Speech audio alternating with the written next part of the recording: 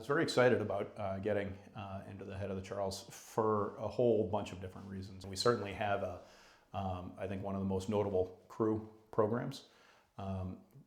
Being present at one of the most notable events in the country, but definitely in the region, is one of the ways you express that to people. You know, all the people who row are there, Tabor's there too.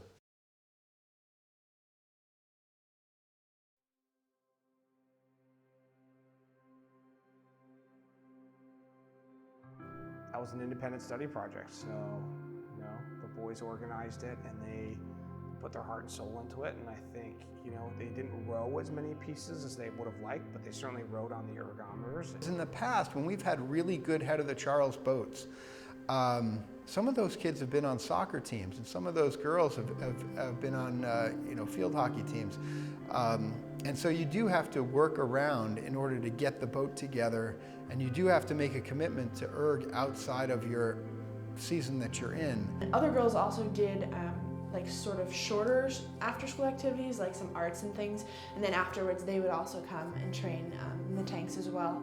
A lot of erging, a lot of long pieces, lifting and everything like that. It was really a student-driven initiative. You guys invested a lot of time in it, a lot of time on top of other things that you had going on and needed to take care of, and I think that's a real kind of an elevation of meaning to me. It wasn't just the result of the program, it was the result of a love of the sport that you got from the program, and then you guys took that to another whole level. It's perfect for me. It was a real grind because we didn't really have any coaches, especially on the land training. We never had a coach for that. So that's really where it was all about the guys, all about each other. There was a lot of independence, but we were able to really capitalize on what we aimed to do, and it really paid off. I was nervous for pretty much the whole, probably 3 or 4 days before it, because I knew how big of a race it was. I know it's, one of the biggest sporting events in the world. All the preparation, we had done so much work that it was hard to take a step back and realize sort of the magnitude of what we were doing. So it was a really windy day, very cold. You could hear him through the loudspeaker, just a little bit through the wind, and say, "Tabor, you're on the course." And then from there on, it was like just trying to get one stroke in after the next. I remember at one point we were like walking through this other boat.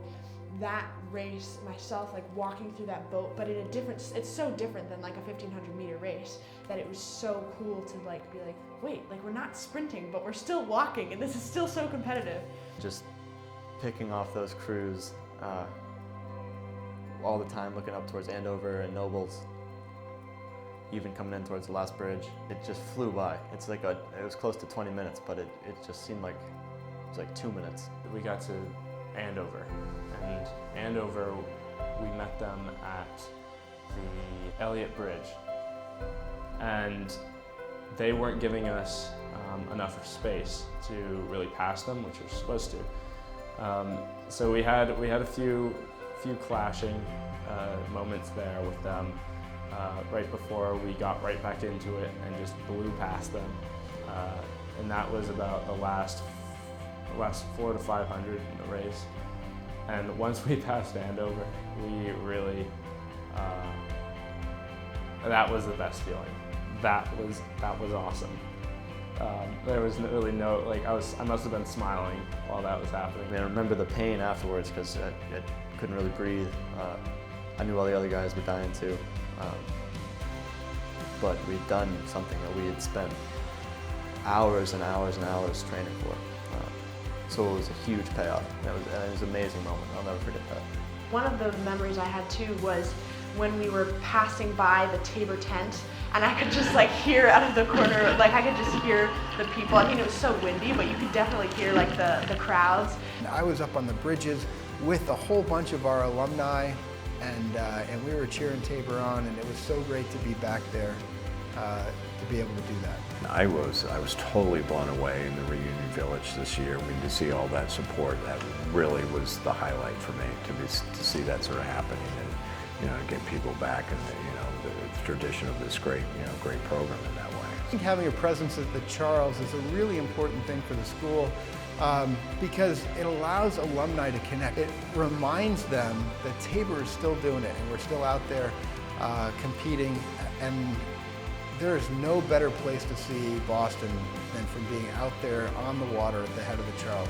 That regatta is like the biggest in the world. It was just awesome that we had so many people there, and that like parents and family and relatives and even kids from school. I think it brings a good name to a school to be a part of something that big, and the place as well as we did definitely hits a high note. But I do hope it'll be something that is just taken for granted, the same way we take the program's strength for granted, that we take our presence at that event for granted as a tradition, something that we do every year or most years.